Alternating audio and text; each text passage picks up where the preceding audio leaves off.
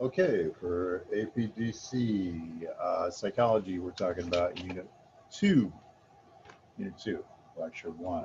We're getting into the biology of psychology, which is completely necessary because if we're talking about somebody's actions, we got to talk about how they think and what's going on in their mind and all these other things. And all of this stuff that we're about to talk about was simply psychological philosophy up until about 34 years ago. As science has advanced and enabled the doctors to see the mind and how it works and all these other things, and not just that, the communication that goes on within the mind and within the body through neurotransmitters, et cetera, have a great deal to do with our actions and how we think and our moods and all these other things. So we're going to take a look at biological psychology today, and specifically on the idea of neurotransmission, which is the transmission of signals throughout your body. The way you got to think about it is this: if say somebody facing depression, they depression is not a sadness. Depression is a numbness, if you would. Music doesn't sound as good. Food doesn't taste the way that it normally should. Sunshine and colors don't seem as bright. So if I'm somebody without depression, which I am, and somebody next to me has depression, and we're looking at the same sunset, why am I seeing colors and they're seeing dull, gray, and fuzzy? There's got to be, we're getting the exact same stimulus into our eyes, but something's got to be going between the eye and the brain, or the processing of the brain, that's not giving them the vibrant color or the warmth that I'm getting. So something is happening chemically within them, and that's why we have to study biology when we study psychology.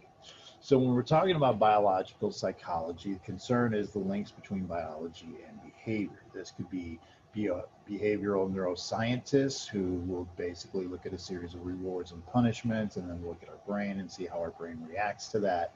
What would be the excitement with a reward, or the repression of a punishment.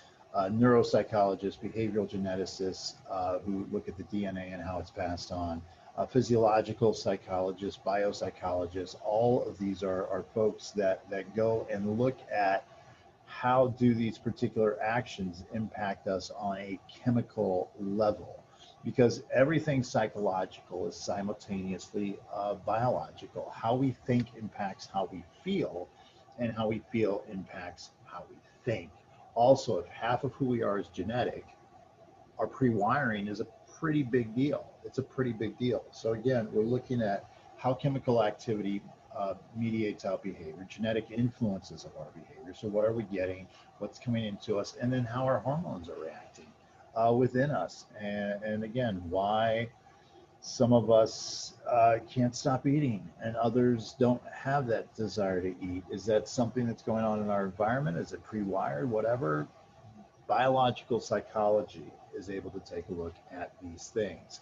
Now, in order for us to study this, we've got to look at it on a very, very base level. We've got to start with one of the smaller parts of the human body, which is the neuron.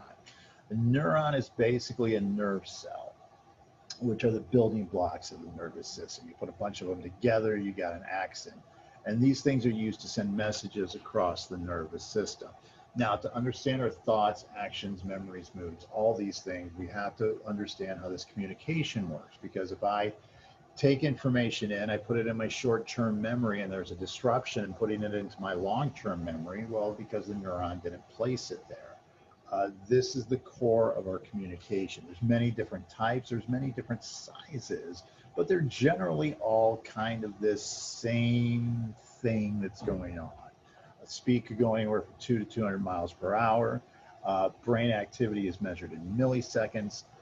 So it's not incredibly fast compared to a computer, but we're able to do a lot of things at the same time because we've got billions of interneurons, and we've got millions of neurons exiting our body and coming to our body as well.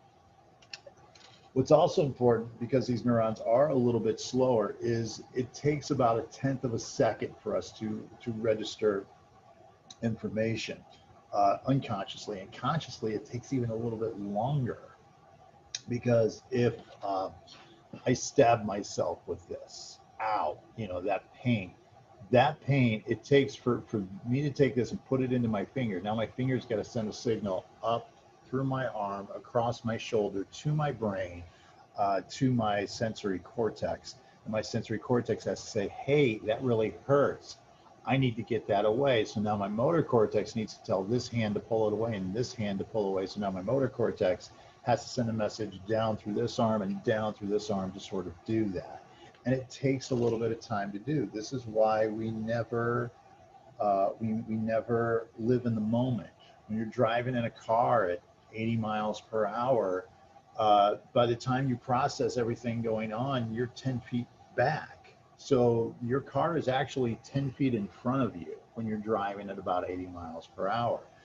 This is why when we drive, we have to predict things that are going to happen. And sometimes our mind does that. We sort of jump into the future by about a tenth of a second so we can truly be living in the moment. The reaction time takes a little bit. It's why if you've ever played a sport, the advantage is the team on offense because they know where they're going. The defense has to react to them.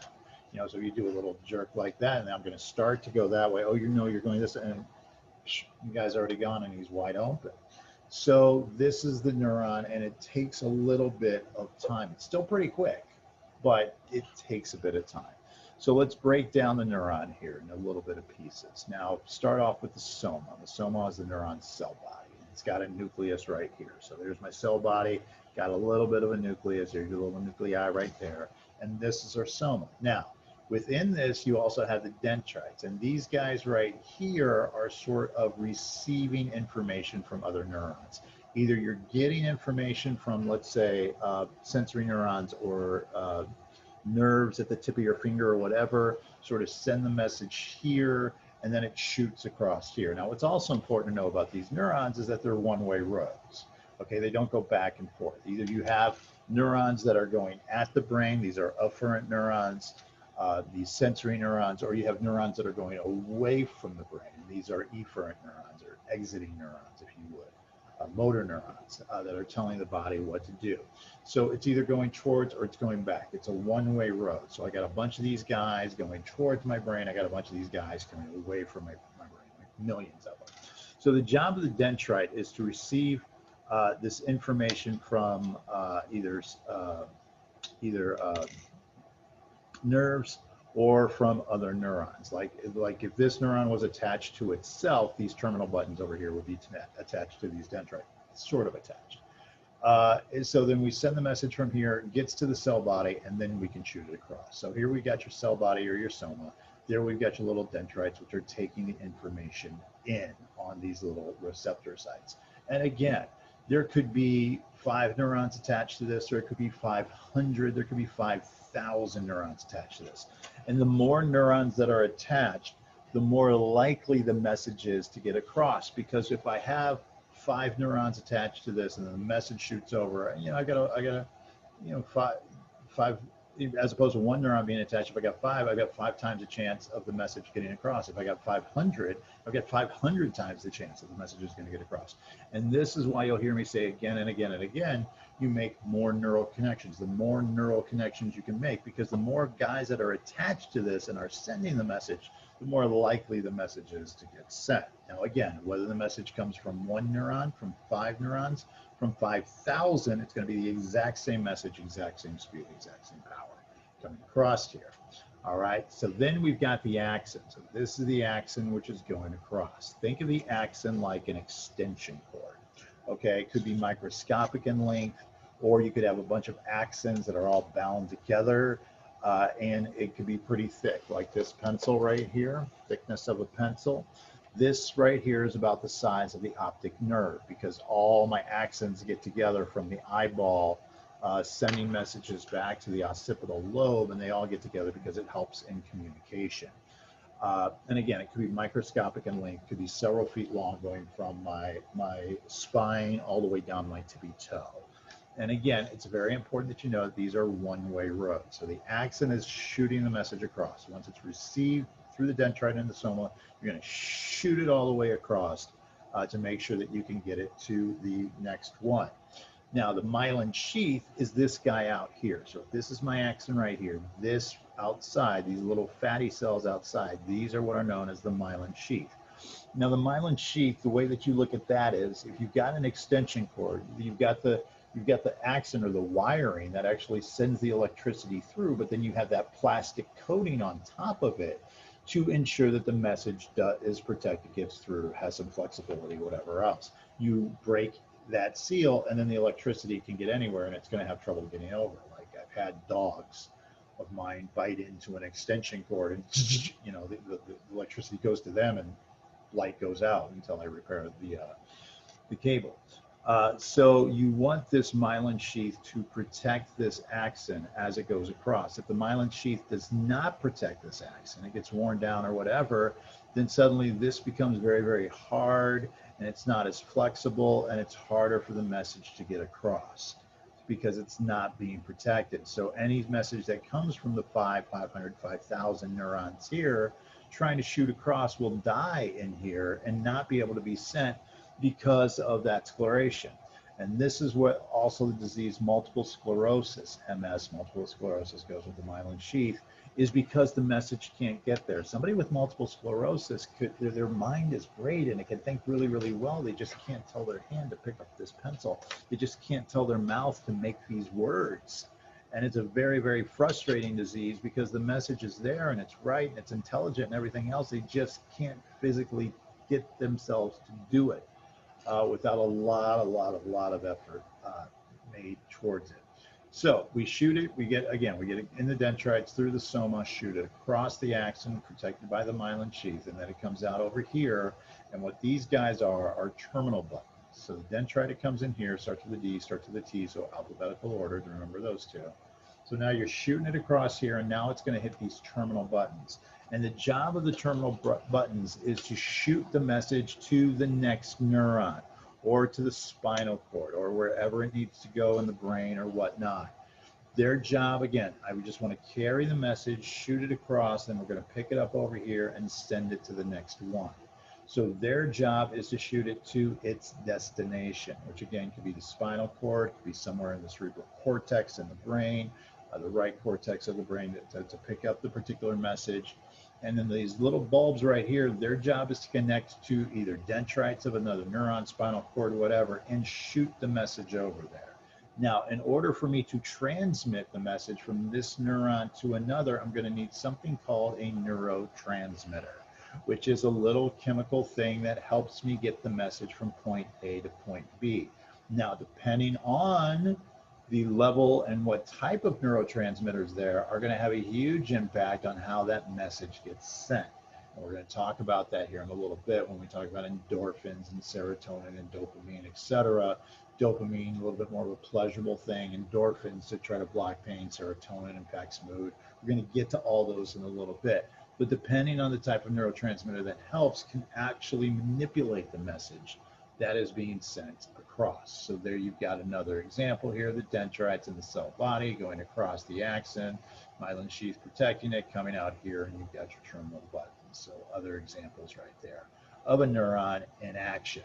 Now, as it's shooting across here, as we're going from one and it's going to the axon, it's being shot to the other, there's something what's called action potential. And again, if this was a year-long class or a biology class, whatever, I'd really get into this about the fact that it's positive and negative ions going back and forth, sort of making a wave, whatnot. The best way that I can explain this, in a very, very simplistic way is this. The energy that you hit from here over to here stays the same. No matter how hard I push this domino, the other dominoes are going to transfer the energy. Whether I barely touch it and it hits here, or I hit it really hard and it hits here, it's going to come across sort of the same. Now, if I remove one or two of these dominoes, so this guy hits the ground and doesn't hit that guy, the message stops. Okay, so the action potential is your ability to get this message across here. But if there's any sort of interruption in this, it's going to stop the message, whether it's the myelin sheath not being protected, whatever else. If the message stops in the neuron, it never gets to my brain. And specifically, it'll never get to my attention, which is a lot of things that happen. You think of your sock on your left foot right now. probably now you're paying attention to it. But before, it was putting the same amount of pressure on your foot. You just weren't getting that message to your brain because you've become accommodated to it. There's no reason to send it anymore. You know, the sky is, when I look up and I see that the sky is blue, the sky is blue, the sky is blue, I'm going to stop processing the blue sky because I'm just going to assume it's still blue. I don't need to take it in and process it again and again and again and again. So each part of the action opens and there's positive and negative ions that are going on there, which cause this energy to go across, which also creates learning. Because the more that I go across here, the more that I do this, each time I get what's called action potential. Each time I make this pass, each time I make this cross, and we'll talk about this when we get to the memory. The more times I do something, the easier it is. You want to think of your brain or your body as this big grassy field. And then you go across the grassy field once and you maybe leave a little bit of a path that helps you the next time. But when you keep going across it again and again and again and again, it's an easier path to cross because you've done it again and again and again. This is the learning. As the neurons are going across, or I'm sorry, as the impulses are going across the neurons again and again and again, each trip becomes easier and easier and easier because you're making more connections, which are the odds of the message getting across, and you're making the jump from one neuron to the other again and again and again. And that's learning. The first time you play guitar, I got to look at all the little strings. The first time you type on your phone, where's the J at? But then as you've done it again and again and again, you don't even think about it because you've made this jump. You've made this process again and again and again, and it becomes almost automatic. And that's learning, that action potential we have of our neurons. Because when you get to the end of one neuron and you want to jump to another, this is the little gap that I was talking about. Neurons aren't actually connected. There's a little tiny microscopic gap. So as the energy is coming from this one right here, from this terminal button, it's trying to get to the dendrite of the other, this little gap right here, I gotta try to jump across.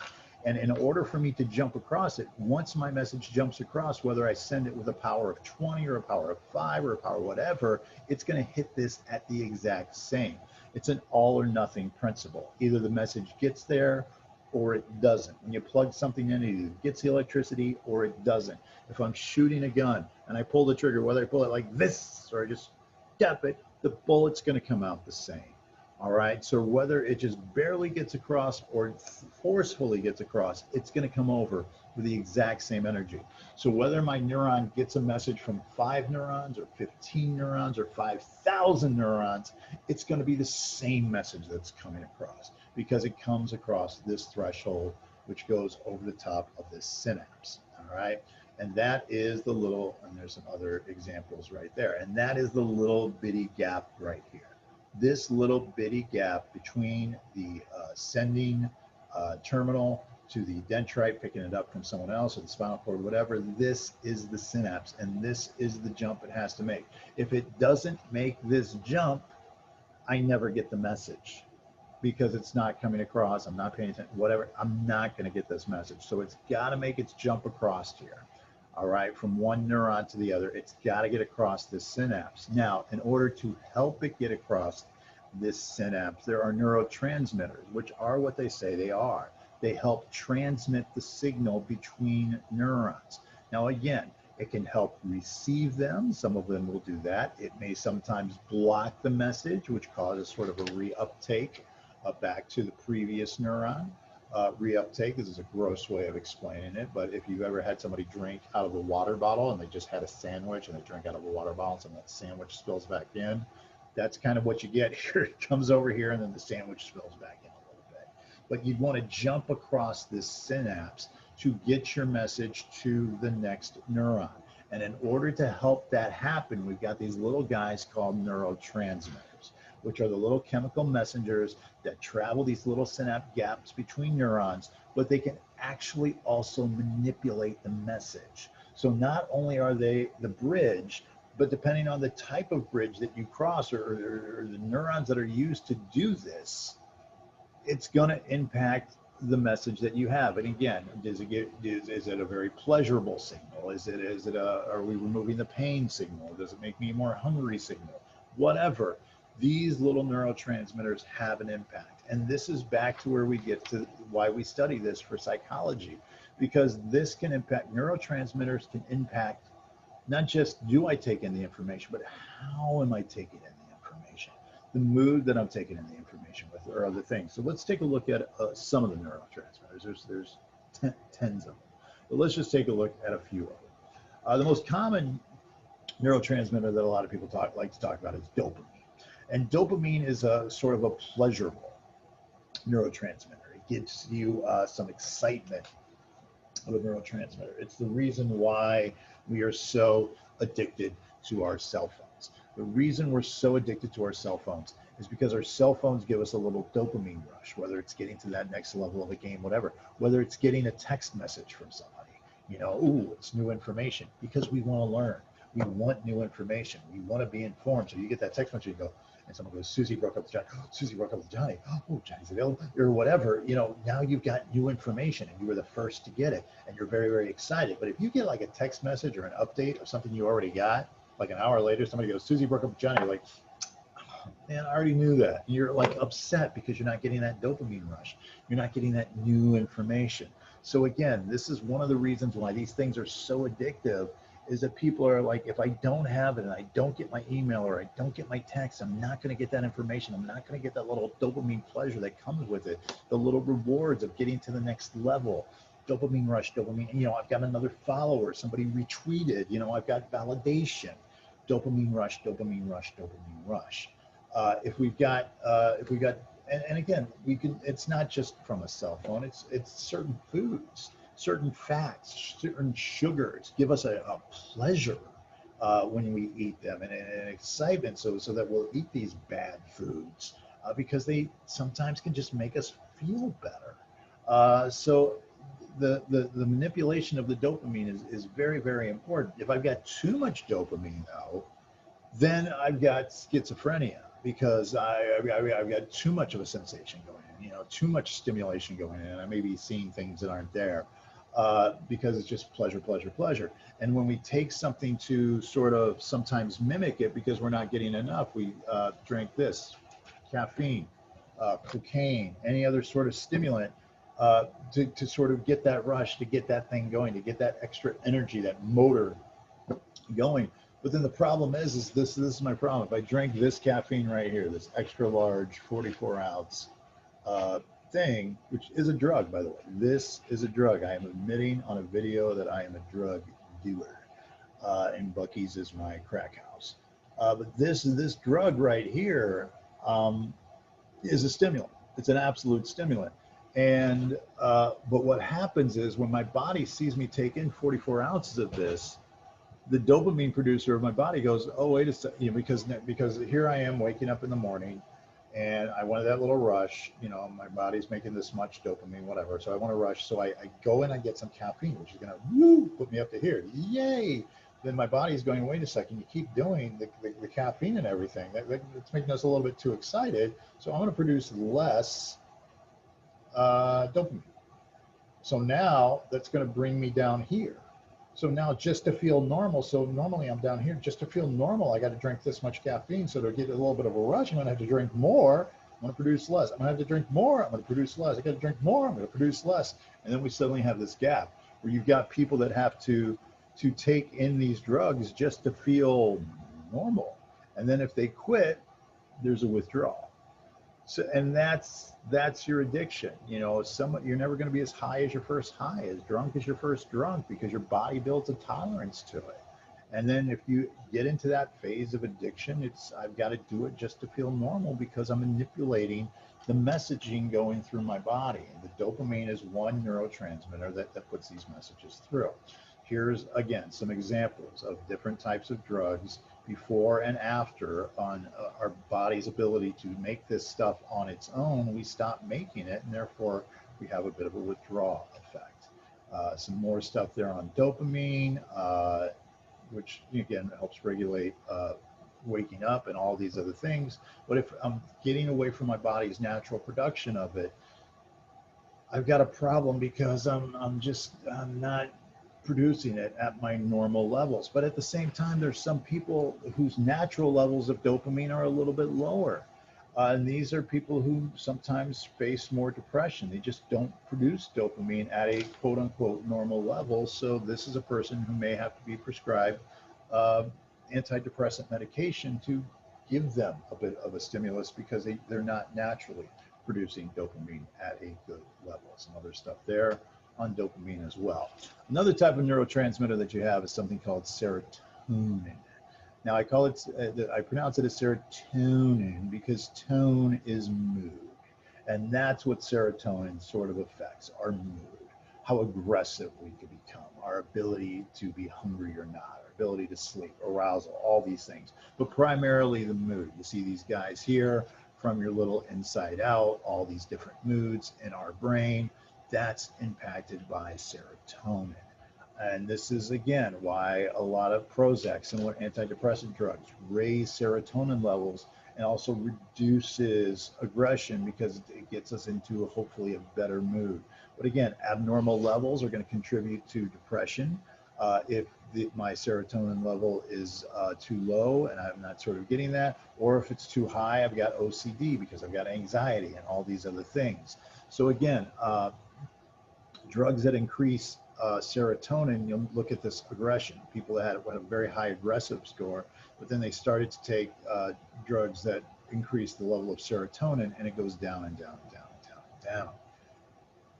Again, antidepressants, anti-anxiety medication, all this stuff can be really, really good, but you have to be judicious with it. You have to follow the prescription. You have to follow the recipe. One of the biggest problems with prescription drugs is that you have somebody who, let's say you have anxiety. All right, so I give you an anti-anxiety medication. You'll take this, it'll calm you down. But if I'm having a panic attack, whatever, and I'm not thinking straight, and I go, okay, one will calm me down a little bit, so four will really calm me down, right? And these become the most abused pills of all. You know, if I'm someone who's depressed and an antidepressant will make me feel a little bit better, well, won't 3 or 4 make me feel a lot better? So, you know, we're having people with these issues controlling their own vending machine, if you would, of this medication, which is really, really hard to do. And I'm not saying it can't be done, but it's very, very hard to do. And it's not just, you know, this stuff. My mother, who had thyroid issues, about 2 weeks before she died, last time I talked to her. And we had this conversation about she had diagnosed herself with a couple of types of asthma. And I go, well, you know, you should go see the doctor. Oh, that's okay. I got medication. I go, oh, so you're following the prescription? No. This doesn't make me feel as good, so I don't take that. But this makes me feel better, so I take more of that. She's in the emergency room 2 weeks later, you know, because she felt that her ability to prescribe was better than the doctor's. You got to follow the recipe, folks, because again, if you're taking pills to put you back to quote unquote normal, there's a recipe to follow, and the doctor needs to follow it up and going, okay, you've taken this as it's been prescribed for this long. Let's see the effects. Do we need to up it? Do we need to down it? Whatever the case may be. Neoephrine. This is released. This is a neurotransmitter that basically mimics adrenaline, if you would. This is released in times of stress to give your brain a little bit extra energy to think faster and everything else. Hormones are going to affect the body and the heart rate and the breathing and everything else when I'm in times of stress. Neoephrine is a neurotransmitter that's going to make the brain think a little bit faster. So this, again, it's the neurotransmitter equivalent of adrenaline. Cocaine, amphetamines, things like that will elevate the activity of these neurotransmitters. But again, we can't do that for an excessively long time before we wear out and we crash, as we'll talk about when we get to stress. Acetylchlorine. This works with neurons when it comes to muscle action, skeletal issues, things like that. Attention, arousal, learning, memory. People with Alzheimer's disease, their acetylchlorine tends to be a little bit lower, so their ability to get to, when you have Alzheimer's, which is a loss of memory, we don't lose our memories, we lose where we put our memories. You know, the memory's still there, we just can't find it, that bridge, we can't get across that neurotransmitter. And a lot of times, the problem with in people with Alzheimer's is this lack of acetylchloride. And it's the same thing with muscle action. It's not that I forget how to write with a pen.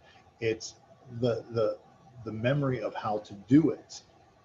I can't get to that, or the muscles to sort of control the pen. I can't send that message the way that I used to be able to send the message. I have the experience of writing and all these other things. It's just that, can I send that message? Blockage of acetylchloride can cause a temporary paralysis, which is done with certain poisons. Certain snakes will give you that temporary paralysis until that can sort of, wear off for a little bit. Gamma aminobutyric acid, known as GABA. This serves inhibitory functions such as eating, sleeping, and anxiety issues and things like that. So this sort of, a lot of people who have insomnia, there's a little bit of a what's the phrase I want? Imbalance of GABA neurotransmitter in their body. If I'm having eating problems, of eating too much or not eating at all, a lot of it could have to do with the messaging with this neurotransmitter as well. Sometimes anxiety and paranoia could also have to do with my levels of this neurotransmitter as well. Endorphins, fin, pain. It's almost, if you take away the H and you put in the A, it's pains. And this enables us to send signals of pain.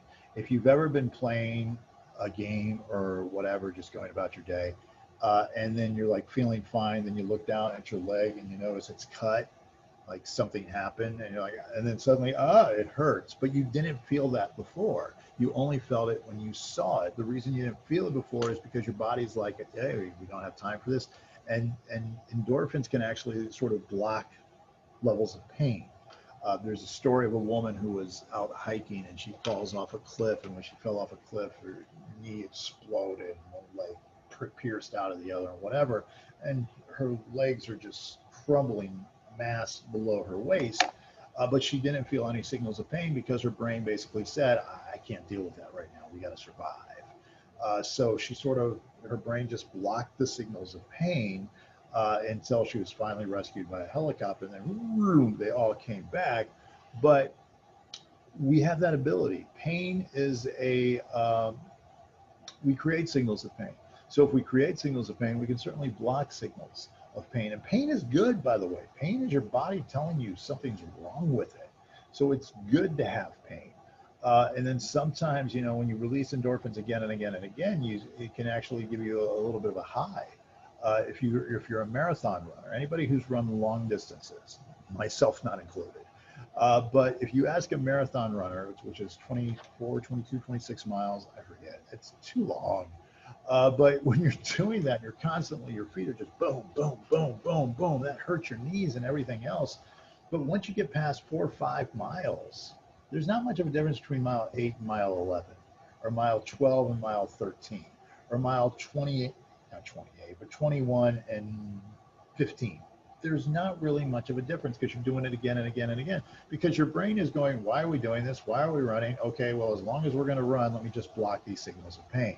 And you release so many endorphins that eventually you're just blocking the signals of pain, and some people get what they refer to as a runner high, sort of a pleasurable thing that happens when you get that. And now one of the big problems is one of the most addictive prescription medications are medications that mimic endorphins and painkillers. So you'll have somebody that has surgery or whatever, and the doctor will prescribe this pain medication, which is great temporarily. But the problem is if someone keeps taking this prescription medication to kill the pain, then your body stops producing the endorphins, and pretty soon you become addicted to that pain medication, which, by the way, is one of the most abused drugs in America. Are these pharmaceuticals that start as prescriptions, but then sort of become abused. This is always why, I've had kids with elbow surgeries, knee surgeries, all these other types of surgeries, broken collarbone, whatever, and the doctor will give prescription medication and will be very judicious on how we give it out. And as soon as they're not feeling the pain anymore, the pain can be taken care of by Tylenol, the prescription medication, we flush it down the toilet, which, by the way, I've discovered in recent research is a really bad thing to do, because we're starting to have fish that are addicted to drugs. And not only fish that are addicted to drugs because we keep flushing prescription medication down the toilet, but not only are these fish addicted to the drugs, but then the drugs are in the fish, and then we eat the fish, and well, I don't eat the fish, but we eat the fish, and it's just, oh, we're all, it's screwed. But yeah, but this is a very, very, very addictive sort of thing going on there. So again, a little bit more here on different types of neurotransmitters, if you want to take a look at that. The structures of the neurotransmitter, if you're sort of a chemistry sort of a person there, chemistry of emotions as well. A little bit more on neurotransmitters if you want to take a look at that, or look at that, or look at that. Last thing I need to talk about. When neurotransmitters are not being produced at a level that is healthy. Again, I don't have enough dopamine, so I'm feeling depression, whatever. There's two types of drugs. There's two types of drugs that are prescribed. The drug is either an agonist or it's an antagonist. An agonist is prescription medication that mimics a neurotransmitter because we don't have enough of it. Okay, you need your serotonin levels boosted or your dopamine levels boosted because you have depression. That's an agonist. So the job of an agonist is to mimic something that is not there so that the message can be sent. An antagonist means you have too much of a neurotransmitter. So an antagonist is an it's a blocker. Okay, so this is making it antagonist, anti. That means I've got too much of it and I need to block it. Again, somebody with schizophrenia who is seeing things that aren't there. They're having delusions, and they're physically they see things or hear voices that aren't going on because they got too much dopamine. So I need to block the dopamine. So that's an antagonist. An antagonist's job is to block the signal from coming. So I want to block the message from getting across here. Here I want to help the message get across. Here I want to block the message from getting across. So helping the message is an agonist, which I want to get back to that barometer of normal. And then an antagonist is blocking because I've got too much of something. All right. And some other stuff there, if you really want to break down an agonist and antagonist work, and a little bit there, stimulants and all on neurotransmitters. Okay. And that will wrap us up there. And that again is APDC Psych Unit 2 Lecture